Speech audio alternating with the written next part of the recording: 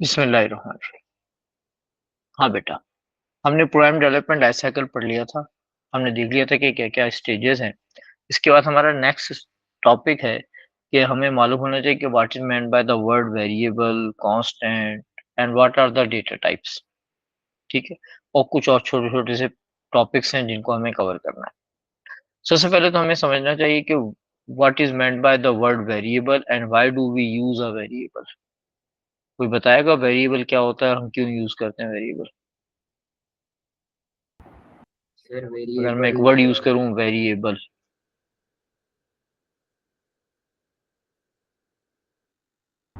Yes sir बेटा। Variable is the type of data that may change during execution. Programming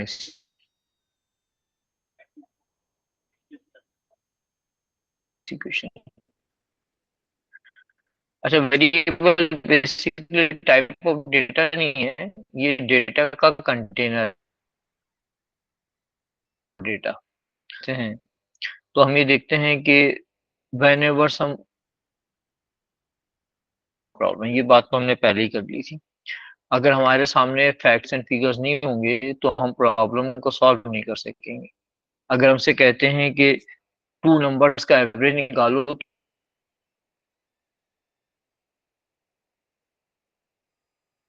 तो we need to know the numbers. हमें वो number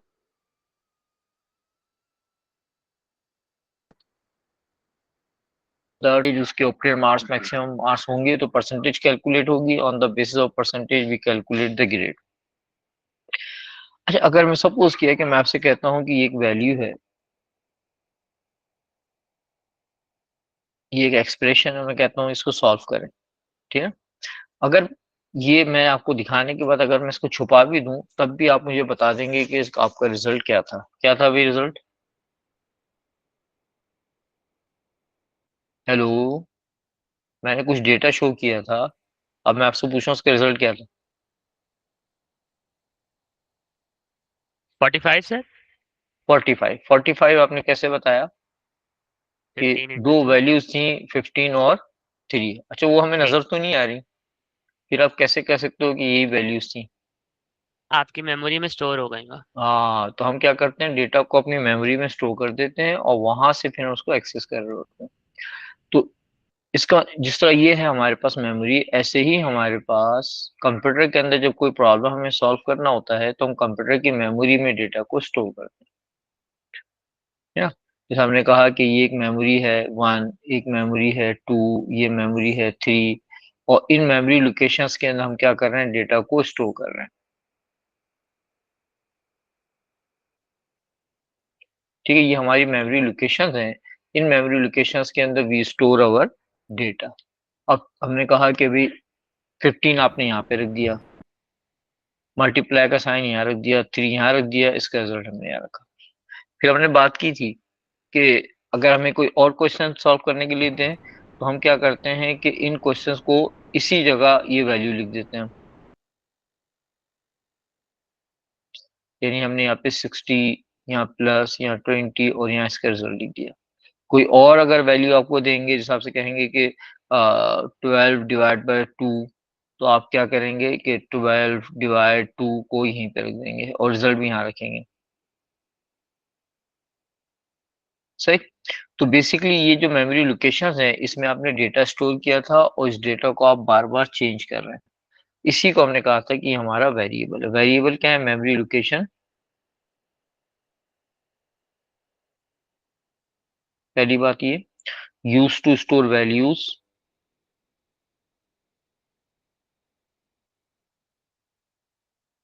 that can be change. ठीक है? तो variable basically vary और able का combination. ठीक है?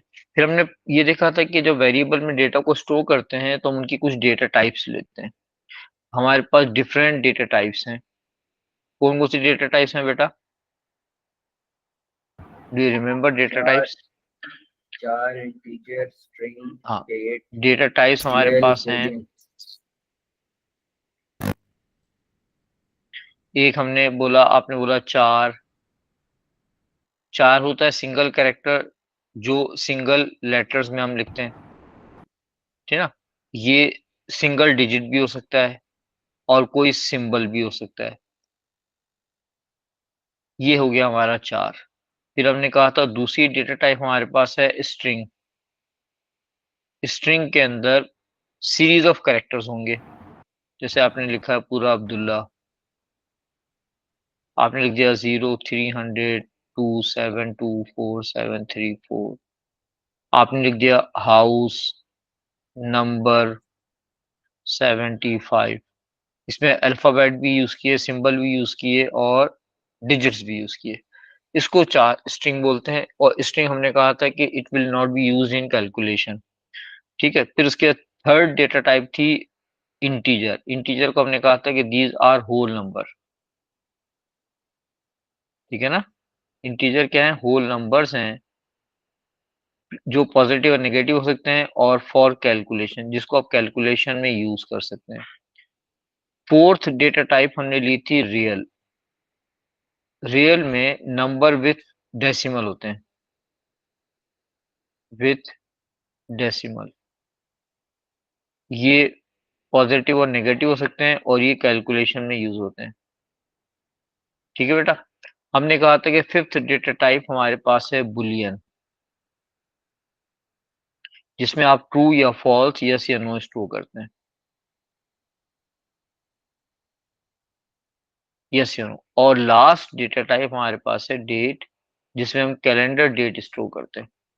जैसे हमने कहा कि आज की डेट है 30/08/2024। ठीक है भाई, ये डेटा टाइप्स हमने पढ़ी थी ना भाई आपने। फिर हमारे पास एक कॉन्सेप्ट है वेरिएबल एंड कांस्टेंट।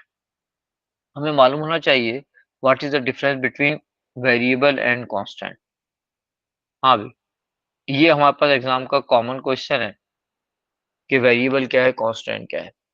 देखिए, होता ये है कि जब आप गेम खेल रहे हो तो गेम के अंदर आपको ये स्कोर नजर आता है। जो स्टार्ट जब आप गेम करते हैं तो हो सकता है स्कोर 0-0 होता है, ठीक है ना, और लाइव हो सकता है 10 हो, 5 हो। लेकिन जैसे जैसे गेम खेलते रहते हैं स्कोर हमारा बढ़ता रहता है, लाइव्स हमारी कम होती रहती हैं, कभी कभी लाइव्स बाद में बढ़ भी जाती हैं। हाँ, सम टाइम ऐसा भी होता है कि किसी वजह से पेनलाइज होते हैं, स्कोर कम भी हो जाता है। यानी ये वैल्यू ऐसी हैं स्कोर और लाइफ की, जो कंटिन्यूअसली चेंज हो रही है ड्यूरिंग प्रोग्राम एग्जीक्यूशन।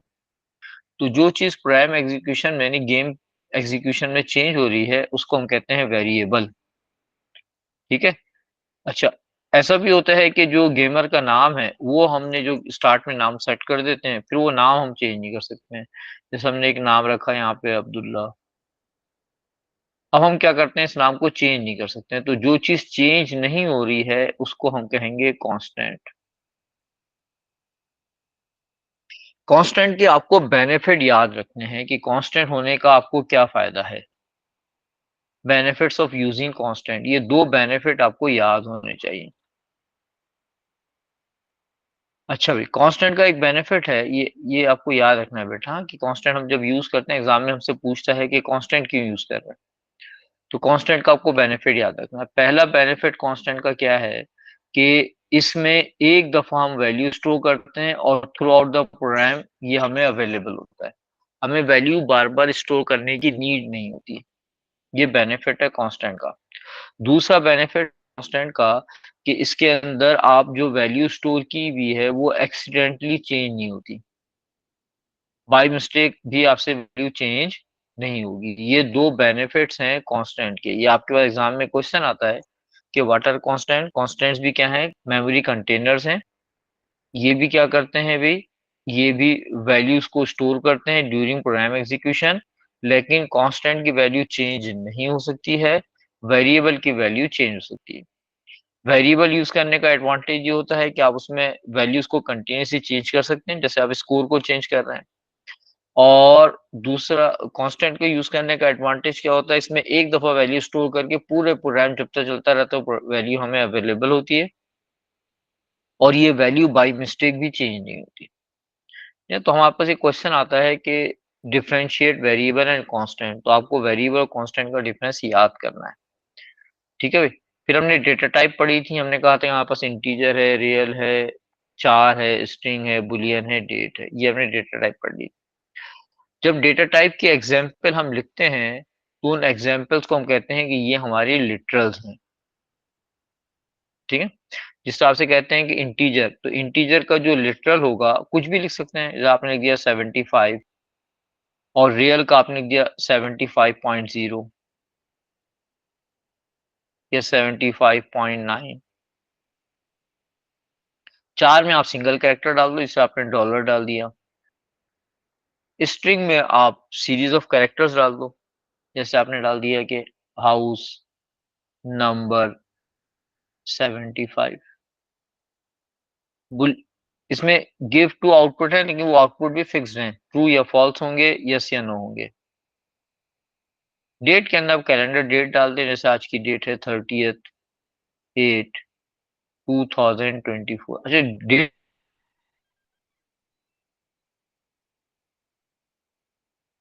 के एग्जाम्पल में आप इस तरह नहीं लिख सकते हैं कि अगस्त हैं कि 30th of August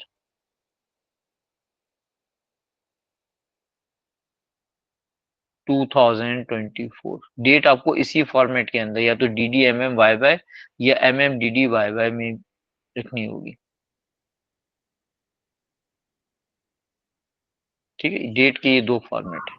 तो सर सही हम बेटा? जब इसको सर जब सॉरी, इसको जब हम डिक्लेयर करेंगे तो सर हम पूरी डेट लिखेंगे और आगे लिखेंगे एज डेट, इस तरह करके जैसे लिखेंगे। आपको डेट ऑफ बर्थ डिक्लेयर करना है ना, जी sir. Date of joining declare करना है, तो आप क्या किस तरह लिखोगे? आप लिखोगे डिक्लेयर। डिक्लेयर जो है ये ऑल कैप्स में आता है। जी सर। आपने लिखा date of birth colon date.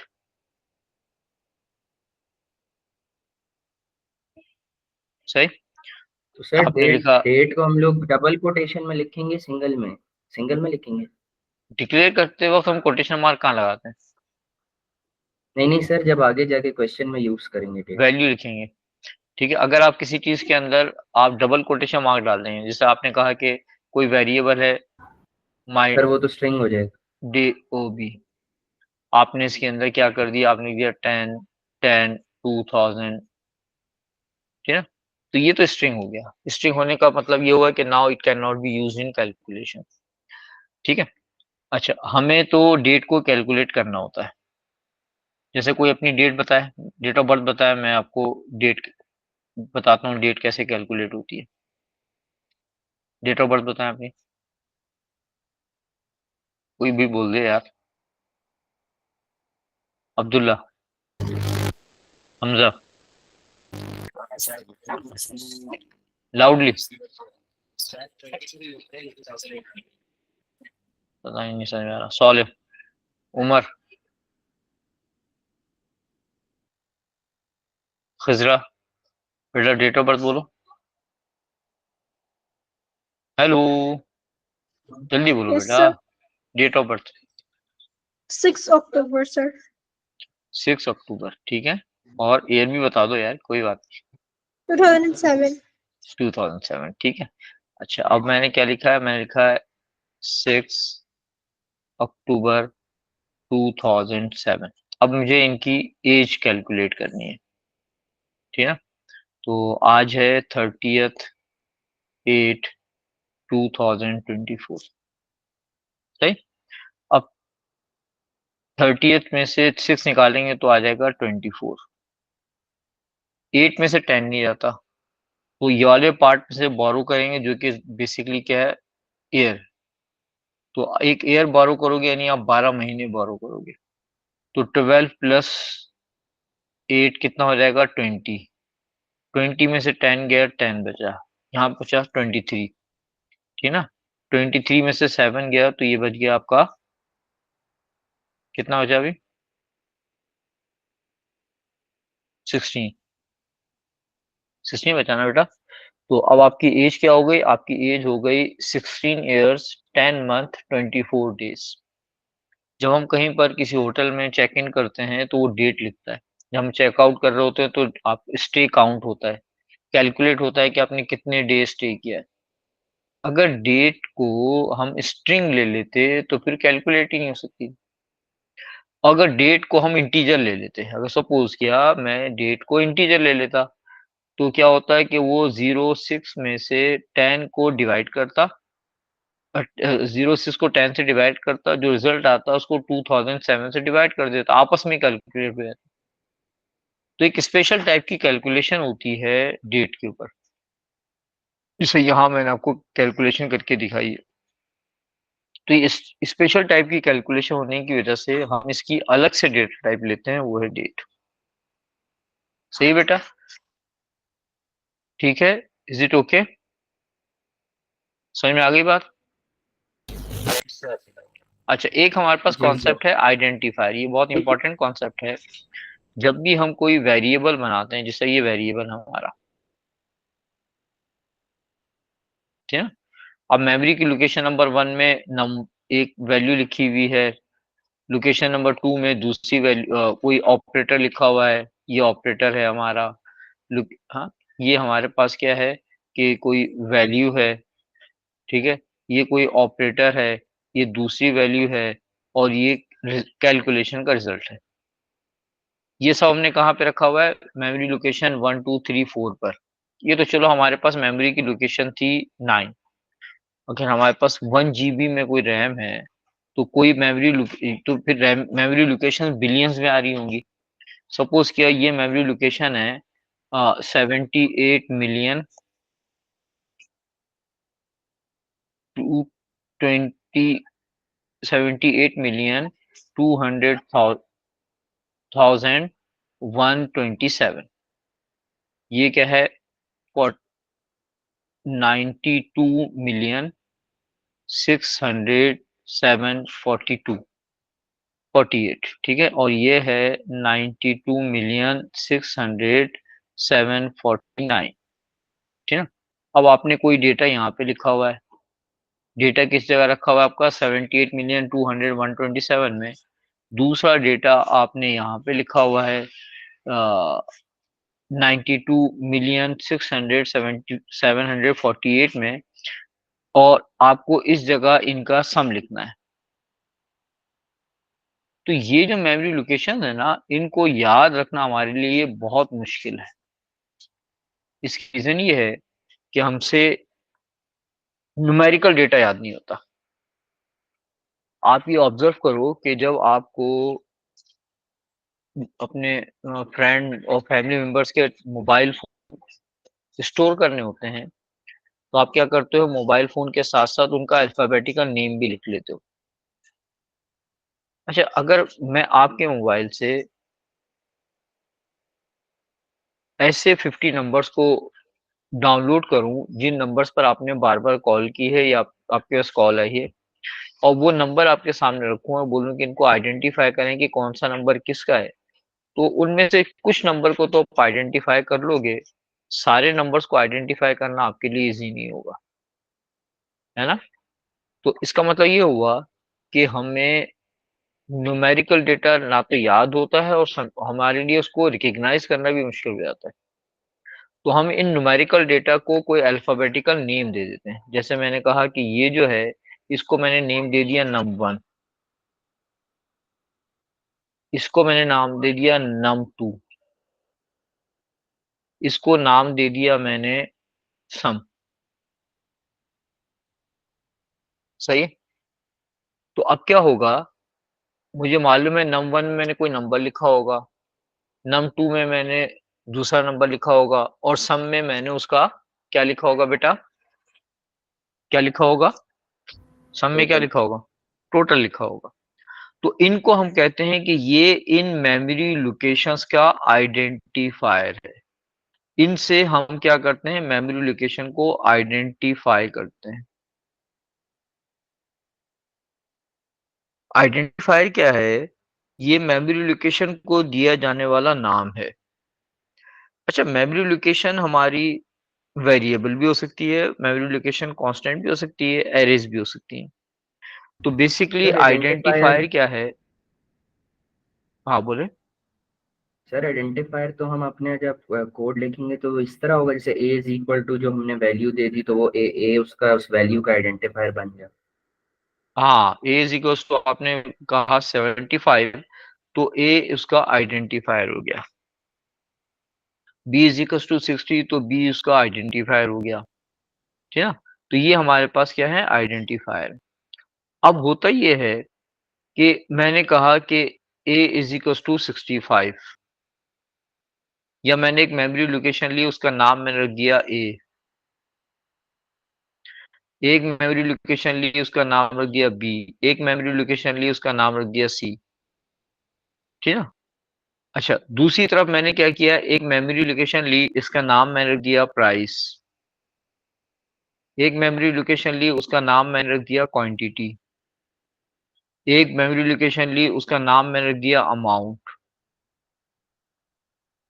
तो ये जो मेमोरी लोकेशंस हैं, प्राइस, क्वांटिटी और अमाउंट, इनका पर्पस क्या होगा? इनको देखने से क्या समझ में आता है?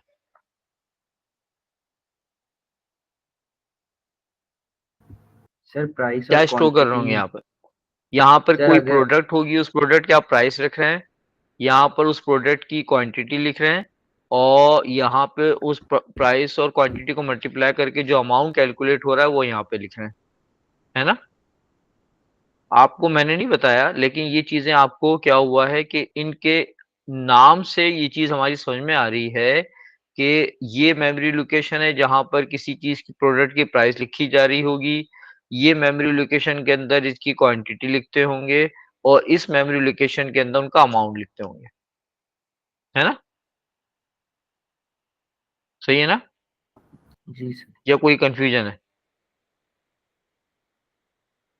इस बात में कोई कंफ्यूजन है जो मैं बोल रहा हूँ? नहीं सर। नहीं है। और मैं आपसे कहता हूँ, ये मेमोरी लोकेशन है जहां पर हम कुछ लिख रहे हैं, कोई कोई चीज लिख रहे हैं हम। ठीक है, ए लिख रहे हैं, और ये मेमोरी लोकेशन है जहां पर हम बी लिख रहे हैं, और ये मेमोरी लोकेशन है जहां पर आप सी लिख रहे हैं। यहाँ पर हम ए लिख रहे हैं, यहाँ पर बी लिख रहे हैं, यहाँ पर सी लिख रहे हैं। तो यहाँ पर क्या लिखते होंगे? ए क्या होगा, बी क्या होगा, सी क्या होगा?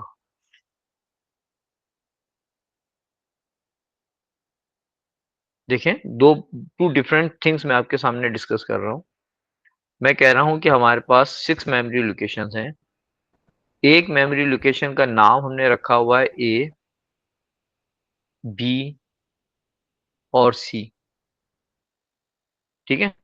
अच्छा, फोर्थ मेमोरी लोकेशन क्वांटिटी और अमाउंट, जहां मैंने नाम रखा है ए बी सी। एक जगह मैंने नाम रखा हुआ है 3 मेमोरी लोकेशंस का ए बी सी, और एक मैंने क्या किया है, 3 मेमोरी लोकेशंस के नाम लिखे हैं price, quantity and amount. Price, quantity और अमाउंट की मेमोरी लोकेशंस को देखकर हमें पता चल रहा है कि कोई प्रोडक्ट होगी, उसकी हम यहाँ पे प्राइस लिख रहे हैं, उसकी क्वांटिटी लिख रहे हैं, और इस प्राइस को क्वांटिटी से मल्टीप्लाई करके जो अमाउंट कैलकुलेट हो रहा है उसको हम लिख रहे हैं। सही? ये हम इसके इनको हम आइडेंटिफायर कहते हैं। आइडेंटिफायर को देखने से हमें ये पता चल रहा है। कौन से आइडेंटिफायर को देखने से? ये वाले आइडेंटिफायर को देखने से। अच्छा, एबीसी भी आइडेंटिफायर्स हैं। क्या एबीसी को देखकर आप बता सकते हैं कि इस जगह क्या लिखा जा रहा होगा, इस जगह क्या लिखा जा रहा होगा, इस जगह क्या लिखा जा रहा होगा? Can you tell me? नहीं सर। नहीं। हो सकता है यहाँ पे नंबर, दो नंबर लिख के उनका सम लिख रहा हूँ, दो नंबर लिख के उनका एवरेज लिख रहा हूँ। हो सकता है यहाँ पर हम क्या करते हैं, स्टूडेंट का नाम, फादर नेम और एड्रेस लिख रहे हो सकता है यहाँ पर हम 3 सब्जेक्ट्स के नाम लिख रहे हैं, है ना? हो सकता है ये हमारे एम्प्लॉय का नाम, उसका डेजिग्नेशन, उनकी पोस्ट है, हाँ? उसकी पे है। हो सकता है ये किसी एम्प्लॉय का डेज हैं, वेजेस हैं और उसकी पे है। हमें नहीं मालूम।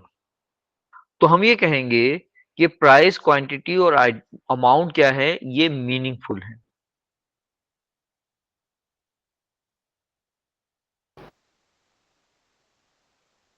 ये तीनों चीजें क्या है, प्राइस, क्वांटिटी और अमाउंट क्या चीज है, ये मीनिंगफुल है। मीनिंगफुल का क्या मतलब होता है कि कोई आइडेंटिफायर इटसेल्फ डिफाइन कर रहा हो उस वेरिएबल का पर्पस। आइडेंटिफायर इटसेल्फ क्या कर रहा हो, वेरिएबल का पर्पस डिफाइन कर रहा हो, तो हम कहते हैं कि ये आइडेंटिफायर क्या हमारा मीनिंगफुल है। तो याद ये रखना है कि मीनिंगफुल आइडेंटिफायर हमारे सीआई की रिक्वायरमेंट है। सीआई में जब भी कोई आइडेंटिफायर हम यूज करेंगे तो वो हमेशा हम क्या लेंगे, मीनिंगफुल। हम हमेशा आइडेंटिफायर कौन सा लेंगे बेटा, मीनिंगफुल आइडेंटिफायर हम यूज करेंगे। सही है, आर यू गेटिंग इट? ठीक है। तो जी अब सर। हमारे पास क्या है, रिक्वायरमेंट क्या हो गई हमारे सिलेबस की कि हमारे पास जो आइडेंटिफायर होने चाहिए वो क्या होने चाहिए, मीनिंगफुल होने चाहिए। अच्छा, अब आइडेंटिफायर को लिखने के भी हमारे पास कुछ रूल्स हैं। क्या रूल है भाई? हमारा रूल ये है कि आइडेंटिफायर जो है हमारा वो हमेशा किसी अल्फाबेट से स्टार्ट होगा, और आइडेंटिफायर के अंदर आप अल्फाबेट और नंबर दोनों लिख सकते हैं। इसमें कोई पंक्चुएशन मार्क, कोई स्पेस, कुछ भी नहीं आएगा अदर देन अल्फाबेट और नंबर के। फॉर एग्जाम्पल मुझे 2 नंबर इनपुट लेने हैं, तो मैं आइडेंटिफायर बना सकता हूं नंबर 1,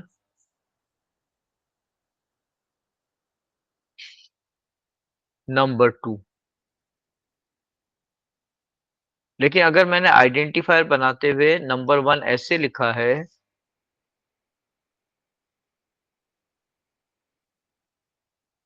बीच में मैंने स्पेस दे दिया, तो एग्जामिनर मुझे इसके मार्क्स नहीं देगा। ठीक है, ये अलाउ नहीं है।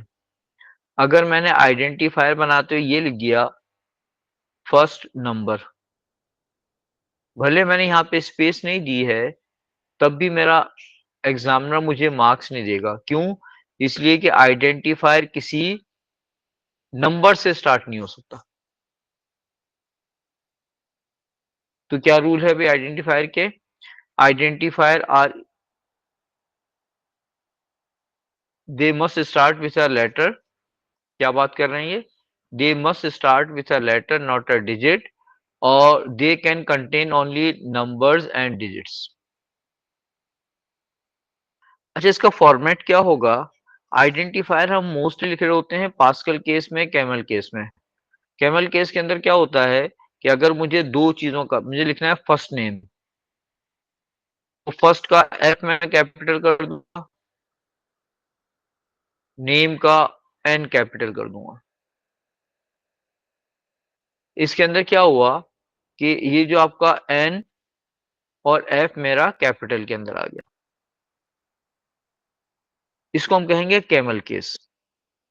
ठीक है, पास्कल केस भी कहते हैं।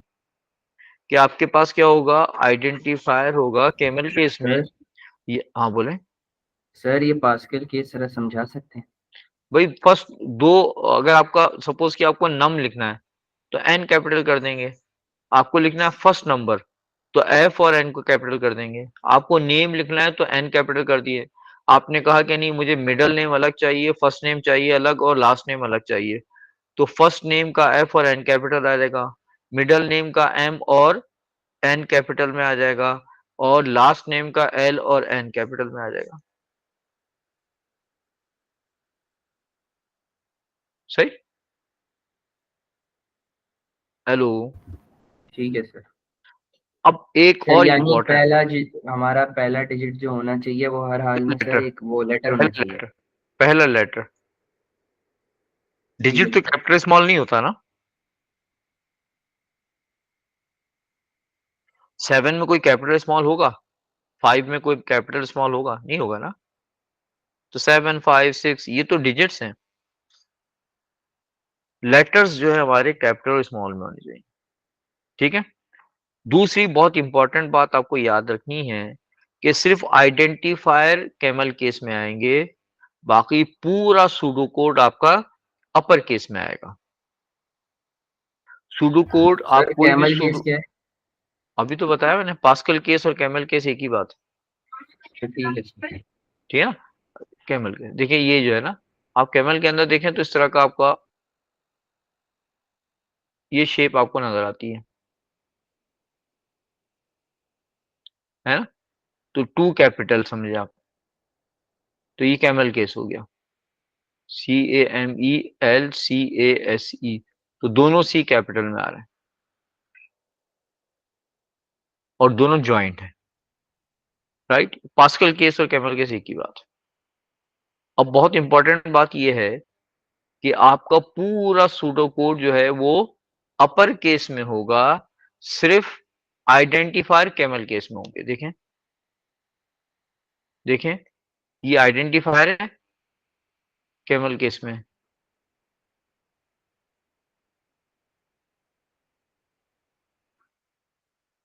कैमल केस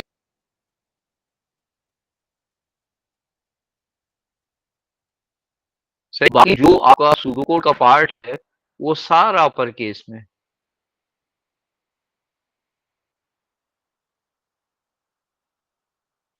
क्या रूल है हमारा कि सूडो कोड हम क्या करते हैं, अपर केस में लिखते हैं, except identifier which are in camel case या पास्कल केस।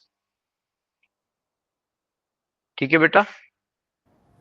अब ठीक है। ये तो हो गया आपका आइडेंटिफायर। अब हमें अपने कंप्यूटर को बताना होता है कि हम ये आइडेंटिफायर यूज कर रहे हैं और इनकी डेटा टाइप ये हैं।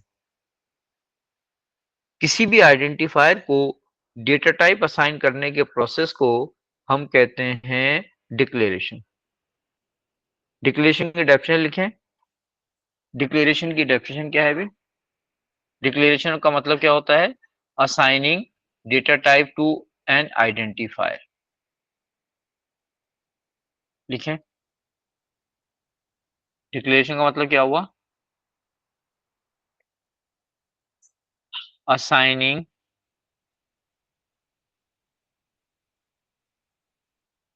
Data type to an identifier या टू अ वेरिएबल और constant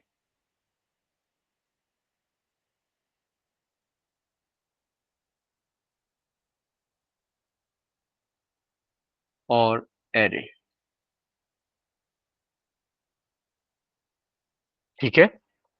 assigning data type to a variable और कांस्टेंट और अरे, यानी डेटा स्ट्रक्चर को डेटा टाइप असाइन करने के प्रोसेस को हम डिक्लेरेशन कहते हैं। सही। डिक्लेरेशन का मेथड क्या होता है कि सबसे पहले हम डिक्लेयर का कीवर्ड यूज करते हैं, फिर आइडेंटिफायर लिखते हैं, फिर कॉलन लगाते हैं और फिर डेटा टाइप लिख देते हैं। जैसे सपोज किया आपको प्राइस, अमाउंट और क्या कहते हैं, आपका प्राइस है, अमाउंट है और क्वांटिटी को डिक्लेयर करना है, तो हम क्या लिखेंगे? हम लिखेंगे declare price comma declare price comma quantity comma amount, और इनकी डेटा टाइप हम ले लेंगे, इनकी डेटा टाइप है रियल। Declare name. सर हाँ बोलें। सर अब अगर फॉर एग्जांपल जैसे हमारे पास बहुत सारे ऐसे आइडेंटिफायर्स हैं, जैसे वो सभी इंटीजर बनेंगे, तो सर उन सबको एक ही लाइन में लिख सकते हैं हाँ, बजाय एक अलग लाइन अलग में लिख लाइन में सकते हैं, सब? आप चाहें तो अलग अलग लाइन में भी लिख सकते हैं, जिस तरह यहाँ पे इन्होंने देखो स्ट्रिंग को 2 अलग लाइन में लिखा हुआ है। बस ये कि आपका कोड थोड़ा सा लेंदी हो जाएगा, और आप चाहें तो सेम डेटा टाइप है तो एक साथ भी कर सकते हैं। जब प्रोडक्ट ठीक है। नेम है, इसको हमने कर दिया स्ट्रिंग। ठीक है ना। डिक्लेयर आपने कहा इज रेनिंग, तो इसका आंसर या तो यस या नो होगा, तो ये क्या हो गया? बुलियन। सही। ठीक है बेटा। अच्छा, अब अगर आपको कांस्टेंट को डिक्लेयर करना है तो कांस्टेंट को डिक्लेयर करने का मेथड क्या होगा कि आप लिखोगे कांस्टेंट, फिर आइडेंटिफायर, उसको वैल्यू असाइन कर दोगे उसी वक्त, और फिर डेटा टाइप लिखोगे, जैसा पाई है।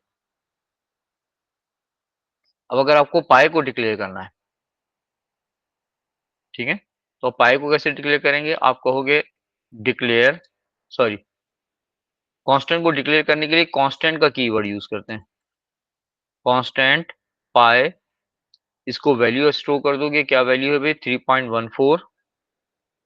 ठीक है, और ये क्या है भी, इसकी डेटा टाइप क्या है, रियल।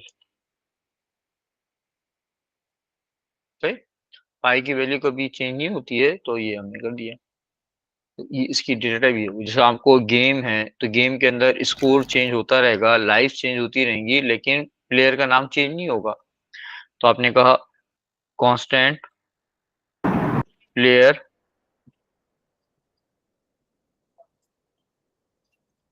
ठीक है इक्वल्स टू प्लेयर का नाम रख दिया हमने ABC, और इसकी डेटा टाइप क्या हो गई, स्ट्रिंग डिक्लेयर, और आपने कहा हाँ लाइव्स स्कोर, आपने कह दिया रियल। इस इंटीजर अगर ये होल नंबर में आ रहा है तो।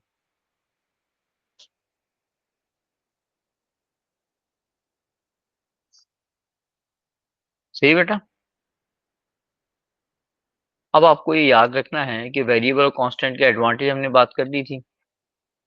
सर हाँ बोले। सर ये जो दूसरी लाइन आपने लिखी है constant player is equal to ABC, जरा एक्सप्लेन कर सकते आपको कांस्टेंट को डिक्लेयर करने का मेथड क्या होगा कि आप कांस्टेंट का कीवर्ड लिखोगे, कमांड वर्ड लिखोगे, फिर आप उस कांस्टेंट का आइडेंटिफायर लिखोगे, जैसे प्लेयर हो गया या पाई हो गया, फिर उसको जो वैल्यू आप चाहते हो लिखें और वो चेंज ना हो थ्रू आउट द सॉल्यूशन, वो वैल्यू लिखोगे आप। ठीक है, और फिर उसके बाद क्या करोगे, आप उसकी डेटा टाइप दे दोगे। जैसा कांस्टेंट पाई को हमने वैल्यू असाइन की 3.14, और इसकी डेटा टाइप रियल है, और प्लेयर एक कांस्टेंट है, इसको वैल्यू असाइन कर दी ABC, और इसकी डेटा टाइप स्ट्रिंग है, और लाइव्स और स्कोर वेरिएबल्स हैं, तो इनके लिए जो कीवर्ड या कमांड वर्ड हमने यूज किया वो डिक्लेयर है, और लाइव्स और स्कोर दोनों की जो डेटा टाइप है वो इंटीजर है। ठीक है। सही, तो ये हमारे पास मेथड है वेरिएबल एंड कांस्टेंट को डिक्लेयर करने का। अच्छा, जब वेरिएबल एंड कांस्टेंट को हम डिक्लेयर कर लेते हैं तो उसके बाद हमारे पास क्या होता है कि हम ये हमने डिक्लेयर कर दिया।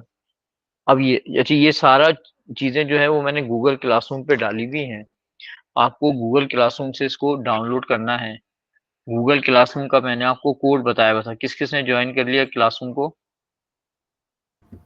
सर मैंने कर लिया है, मगर वहाँ की बहुत सी जो आपने पहले फाइल्स डाली थी सर वो ओपन नहीं होती। अच्छा, मैं आपको दिखाता हूँ अभी, फिर आप मुझे बताना। ये मैं आपको शेयर करता हूँ स्क्रीन पे।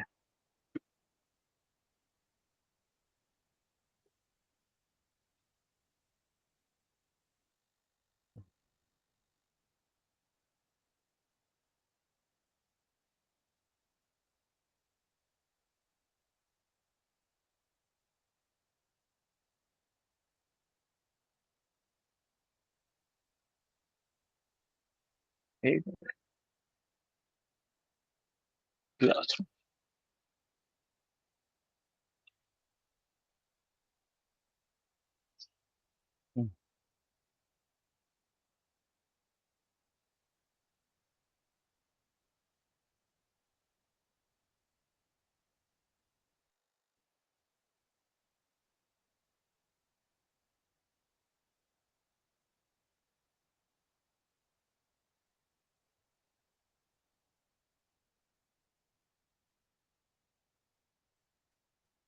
ये आपके सामने क्लासरूम आ गया। ठीक है, इस क्लासरूम का ये कोड है, इसकी पिक्चर ले लें। ठीक है, इस क्लासरूम के अंदर ये क्लास वर्क है।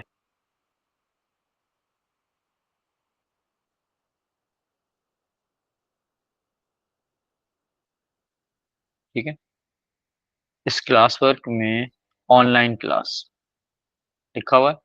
यहाँ पे मैंने लिखा हुआ है वन नोट। अच्छा, अब आप मटेरियल नजर नहीं आ रहा। अच्छा, मैं भी इसके अंदर डाल देता हूँ। एक मिनट, ये मैंने शेयर किया। एक मिनट, मैं भी यहाँ पे शेयर इंटायर नोटबुक, मैं भी इसका लिंक डाल देता हूँ। तो फिर ये होगा कि जो मैं काम कर रहा हूँ ये पूरा आपको वहाँ पे मिल जाएगा। दूसरा ये कि जिन जिन जो जो नोट्स है ना, ये नोट्स भी मैं आपको वहाँ पे देता रहूँगा। 1 मिनट में 1 मिनट।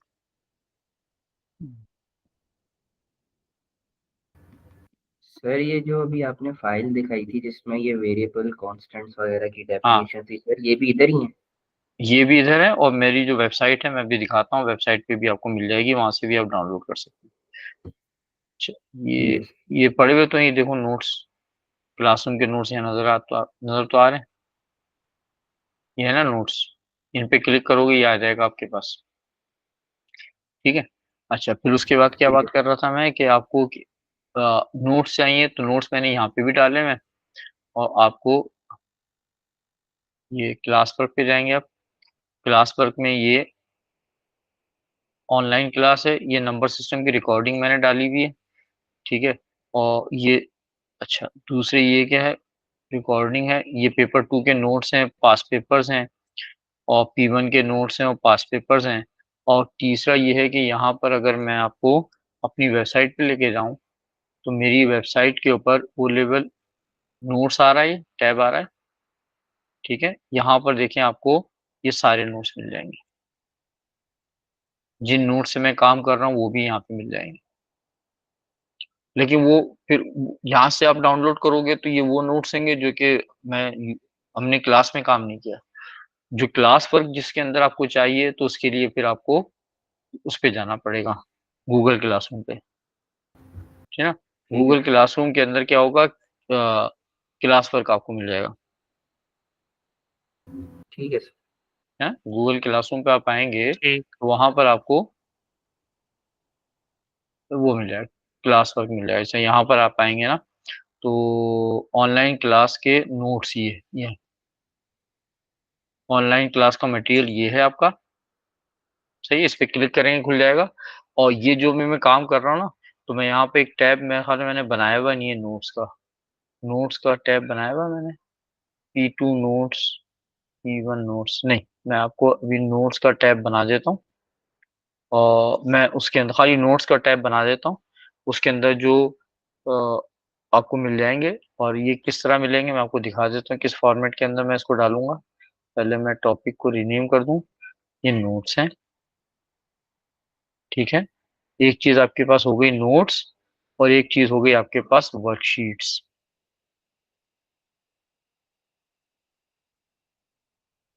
ठीक है। दो चीजों पे मैं काम करता हूँ, नोट्स दिखाता हूँ और वर्कशीट्स होती हैं। ठीक है। वर्कशीट के अंदर वो होगा जिसके ऊपर आप कोई काम कर सकोगे, और नोट्स वो होंगे जो आप पढ़ सकोगे। ठीक है ना, जैसा मैं अभी आपको दिखाता हूँ।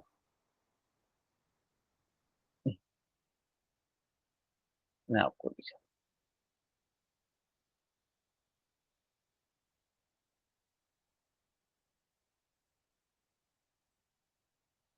सही, ये देखिए, ये जो आपको भी नजर आ रहा है ये नोट्स है, ये पढ़ने के लिए, ये इसी के ऊपर वो करने के लिए। और ये जो है ये है वर्कशीट।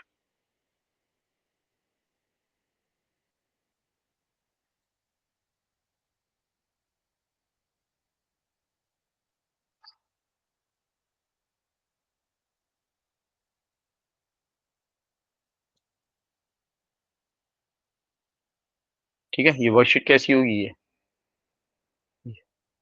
इसमें पास पेपर के सारे क्वेश्चन होंगे। ठीक है ना। जहां पर पास पेपर के क्वेश्चन मिल रहे हैं, क्वेश्चन आंसर आपको काम करने के लिए मिल रहा है, उसको मैंने वर्कशीट बोला है। और जहां पर आपको पढ़ने के लिए मटेरियल मिलेगा उसको मैंने नोट्स बोला होगा। सही। तो ये दोनों चीजें आपको वहां मिल जाएंगी। गूगल क्लासरूम से आप उठा लेना। गूगल क्लासरूम से आप किस तरह उठाओगे, मैंने आपको बताया कि वर्कशीट वाले टैब के अंदर आपको वर्कशीट्स मिलेंगी। सही। ये देखें, मैं दोबारा दिखा देता हूँ आपको।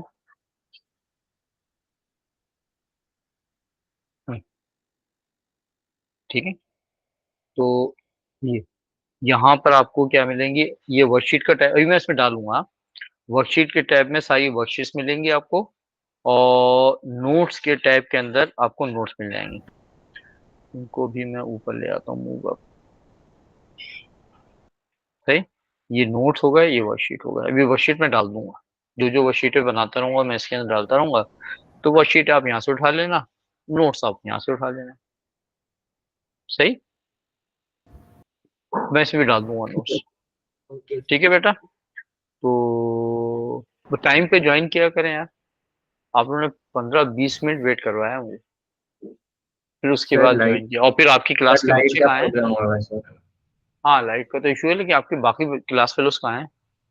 सर पता नहीं सर, पता नहीं किसी का नेट नहीं चल ऐस- रहा तो किसी का क्या है सर। मैं भी अभी डेटा पे क्लास मैसेज पे तो हूँ। करें ना कि उनको बोलो अपने क्लास फेलोज को कि जिसको सर ज्वाइन किया नहीं भी है करना सर, है, मगर सर मैसेज मैसेज सेंड करके किया मुझे मगर उनके बताए। पास रिसीव नहीं हुआ। हाँ, उनके पास क्या कह रहे हैं? रिसीव नहीं हुआ सर, बहुत से लोगों के पास उनको मैसेज भेजा था। अच्छा, हाँ, तो फिर नेट का इशू चल रहा होगा, नेट का भी चल रहा होगा, इलेक्ट्रिसिटी का भी चल रहा होगा। फार्म को बोलो रेगुलर हो जाए, इस तरह थोड़ी ग्रेड लेना है। ये सोच लो कि हर बच्चे का ए स्टार आएगा तो ही फायदा होगा, वरना एडिशनल पढ़ने का कोई फायदा नहीं है। एडिशनल पढ़कर अगर कोई 20 ही लेकर आ रहा है तो अपनी ट्रांसक्रिप्ट खराब कर रहा है। याद रखो कि आपके जो है ना, बहुत सारे ग्रेड जो हैं वो आपके जो हैं वो ए स्टार हैं, और अगर एडिशनल सब्जेक्ट के अंदर आपका BS ही आ गया तो ये आपकी ट्रांसक्रिप्ट खराब होगी। आपकी क्लास में माशाल्लाह पोटेंशियल है, तो आप सब ए स्टार के बच्चे हो। सबको ये सोचना है कि ए स्टार ही लेकर आना है, सही है ना? ए स्टार लेकर आना, ये जहन में रखो, क्या ए स्टार होगा तो फायदा है, वरना फायदा नहीं है। और अब देखो कॉलेजेस की फीसें बहुत ज्यादा हैं, आपके ए स्टार्स होंगे तो आपको कॉलेज में स्कॉलरशिप मिलेगी, फुल फुल स्कॉलरशिप। अच्छा, सिटी स्कूल तो ये करता है, दूसरे कॉलेजेस तो ये भी करते हैं कि आपने ओ लेवल की बेस पे एएस में स्कॉलरशिप देते हैं और एएस की बेस पे A2 में स्कॉलरशिप देते हैं। सिटी स्कूल तो आपको एक और फेवर देता है, वो जो स्कॉलरशिप आपको ओ लेवल की बेस पे मिल गई, अगर एएस की किसी वजह से रिजल्ट खराब भी होगा तब भी वो स्कॉलरशिप कम नहीं करता, बढ़ाता तो है, कम नहीं करता। यानी किसी को सपोज के 50% की मिली और उसके ए लेवल के अंदर एएस में तीनों ए आ गए, उसकी 100% स्कॉलरशिप हो जाएगी। लेकिन किसी के ग्रेड खराब हो गए तो स्कॉलरशिप को कम नहीं करता, ये बड़ा आपको फेवर मिलता है। तो याद रखो, ये बहुत ज्यादा फीसें हैं कॉलेजेस की, आपको 100% स्कॉलरशिप लेनी है। थोड़ी सी स्ट्रगल कर लो, 5-6 महीने की स्ट्रगल कर लो, पेरेंट्स को बड़ा बोझ कम होगा। ठीक है बेटा, सही है मेरे बच्चों? ठीक है सर। ओके चलो सर। फिर इंशाल्लाह इंशाल्लाह फिर हम इसको, अब ये वर्कशीट है डाउनलोड कर लेना, मैं भी अपलोड करता हूँ, और इस पे काम कर लेना। सही, आज हमने वेरिएबल, कांस्टेंट और डेटा टाइप पढ़ लिया। आज हमने देख लिया कि how to declare variables and how to declare constant. सही, चलो ठीक है सर। ठीक, ओके, अल्लाह हाफिज। अल्लाह हाफ़िज़ सर। अल्लाह हाफिज।